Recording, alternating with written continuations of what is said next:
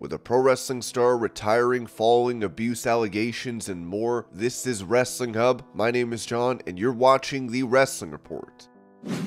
Before we get into the rest of the video, make sure you subscribe to Wrestling Hub and turn on all notifications to stay up to date with everything in the world of pro wrestling. Also, don't forget to follow us on Instagram at Wrestling Hub Official and follow us on Twitter at Wrestling_Hub.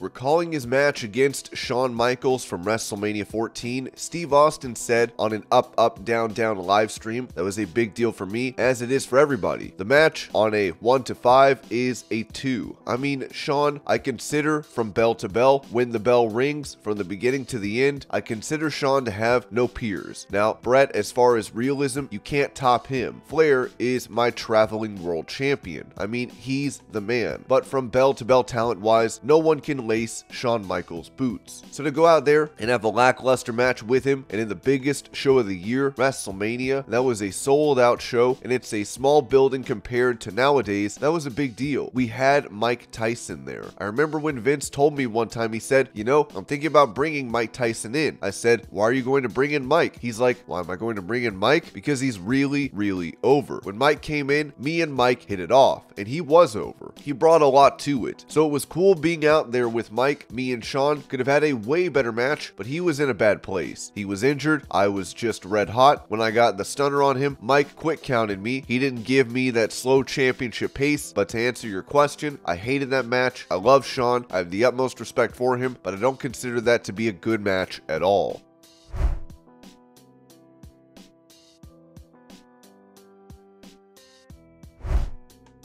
On his Grilling JR podcast, Jim Ross spoke about Big Show's time in WWE as he said, well, I thought at the end of the day over the years that we didn't do a great job of managing Big Show's career. I thought we overexposed him, bottom line. He was an attraction. He was our Andre. That was the intended direction to go in. But I didn't think we did an overall start to finish great job in how we utilized Big Show.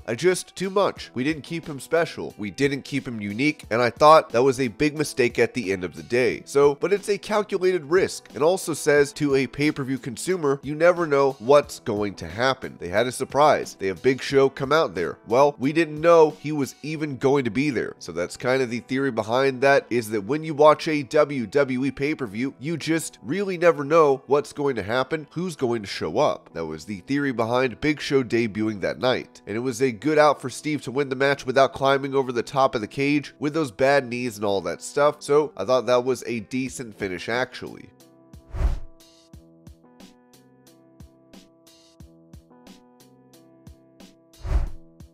Talking to BT Sport, The Undertaker gave his thoughts on modern pro wrestling, saying, I think a lot of our talent, not just our talent, but just in general, they don't understand any concept of protecting a character or even developing a character enough to want to protect it. They go and do something on TV, and then you go to their social media, and they're completely different. I'm a dinosaur. I am. I mean, my mentality is still 20 years ago, but you know, I guess there's a reason too why I lasted as long as I did. It's just like, gosh, just live a little bit. You don't have to go to the extreme that I did, but man, just kind of be in real life just a little bit. If you're going to post something, at least kind of match what you're trying to convince people that you're this or you're that.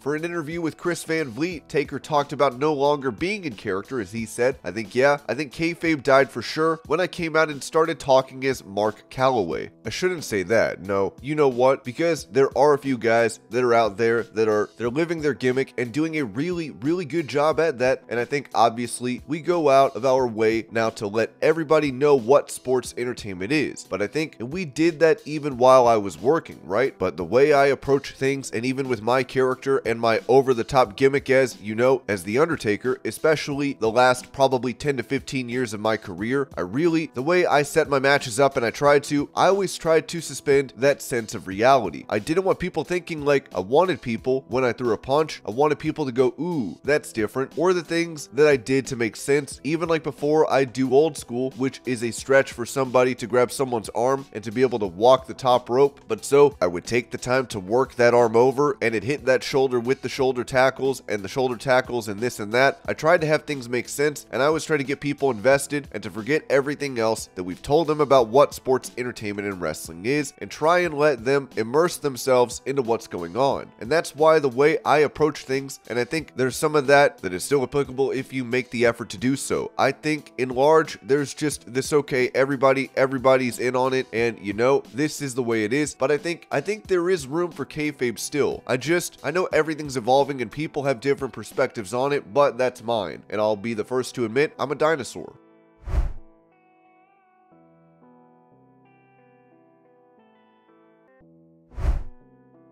On the Unconsciously Coupled podcast, Bryan Danielson revealed his struggle with depression following retirement. Brie ended up coming back and doing more wrestling, but what we thought was going to be her last match, I'd gone off the rails. Like, deep off the rails. So I wasn't there for what, in theory, could have been her last match. So deep guilt for that. For her mom and Johnny's wedding, I wasn't there for that because I'd had a really bad episode. There are those kinds of things. Then there's the everyday. I don't want to say everyday guilt, but for example, guilt with the kids, more so, where it's like I can't, I play with them, but I'm really just on the floor.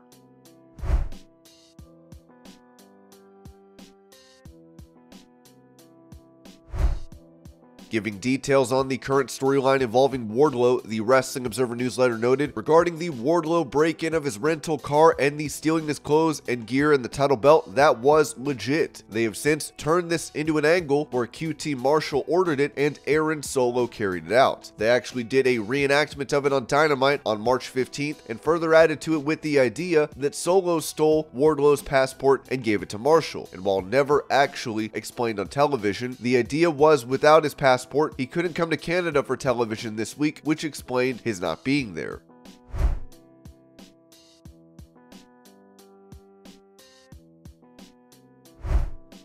With it previously noted that cost-cutting measures were implemented for WWE's biggest show of the year, Fightful said, it was reported that WWE wasn't sending out international announce teams to WrestleMania in order to cut costs so they could do it remotely. However, we've been told that it's been a common practice for years now.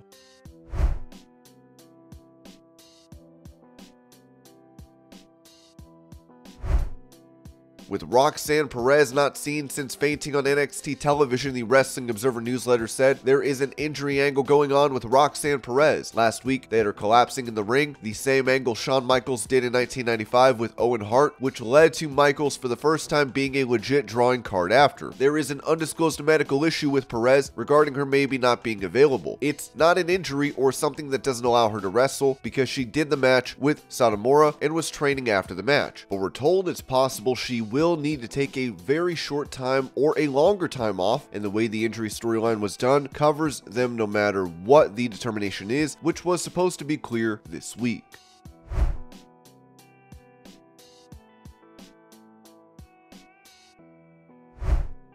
Speaking to the Miami Herald, SmackDown Women's Champion Charlotte Flair said this about taking roles in movies. I definitely want to do things outside of WWE, but it's a matter of when that will happen for me. Very early on in my career, I did do Psych the movie. I also did Punky Brewster. I've had these opportunities. I would really love a bigger role in a bigger movie, but when that happens, it will happen. I'm trying not to put so much pressure on, I have to do this, I have to do that, because at the same time, I want to be the very best superstar in WWE. I know I want to be the best in whatever I do, so it's just when all these things come to me at the right time. I know this sounds cliche, but it's just patience. What my transition looks like will be unique and special to Charlotte Flair.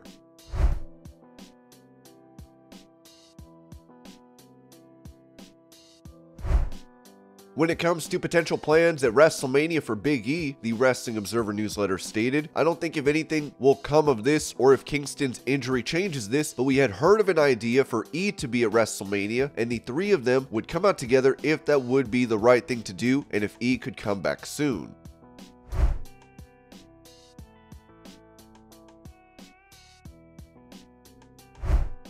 Giving an update on the injury of Ronda Rousey, PW Insider reported the belief among some we've spoken to is she's dealing with a hairline fracture of her arm. It's never been officially confirmed.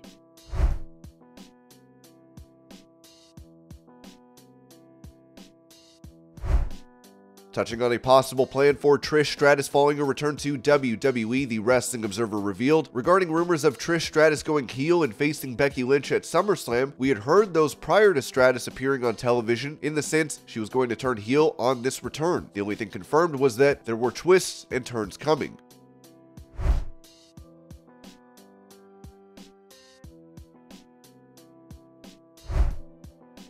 With the Viper having been out of action since May due to needing a back fusion surgery, this was said by PW Insider about Randy Orton. There's been some rumblings about Randy Orton internally within the last week or so, where there hadn't been any discussions about him internally in some time.